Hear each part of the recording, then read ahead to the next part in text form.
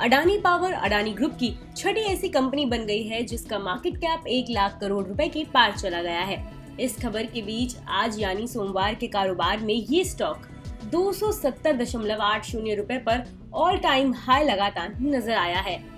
पिछले एक महीने में अडानी पावर के शेयर 109% से ज्यादा चढ़ चुके हैं। 25 अप्रैल सोमवार को ये शेयर शुक्रवार के बंद भाव से 5% ऊपर है।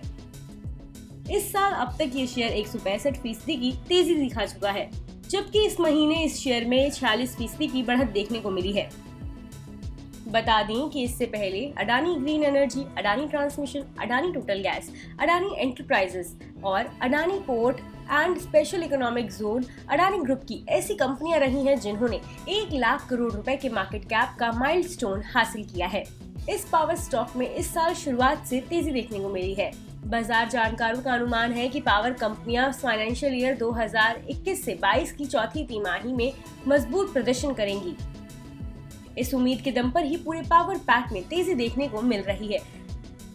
इसके अलावा बाजार जानकारों का ये भी मानना है कि पावर वितरण कंपनियों की तरफ से बकाये के भुगतान के चलते पावर प्रोड्यूसर कंपनियों के कैश फ्लो में मजबूती की संभावनाएं हैं। गौरतलब है कि मार्च के बीच से ही पूरे देश में तापमान बढ़ने के कारण बिजली की मांग में एकाएक बढ़ोतरी हुई है, जिसके कारण मांग और आपूर्ति का अंतर बढ़ता नजर आया है। अडानी पावर ने हाल ही में राजस्थान से सरकारी विद्युत वितरण कंपनी से ब्याज सहित 3000 करोड़ रुपए की बकाया राशि प्राप्त की है। हालांकि सुप्रीम कोर्ट ने फरवरी में ही राजस्थान की विद्युत वितरण कंपनी को बकाया लौटाने के निर्देश दिए थे और तभी से इस स्टॉक में तेजी आनी शुरू हो गई थी। एक्सपर्ट्स का ये भी मानना है कि पावर सेक्टर में तमाम और सुधार किए गए हैं, जिनके कारण भी पावर पैक में तेजी देखने को मिल रही है। देश में शहरी जनसंख्या में बढ़ोतरी हो रही है। हाल के कुछ महीनों में आर्थिक गतिविधियों में भी तेजी आई है।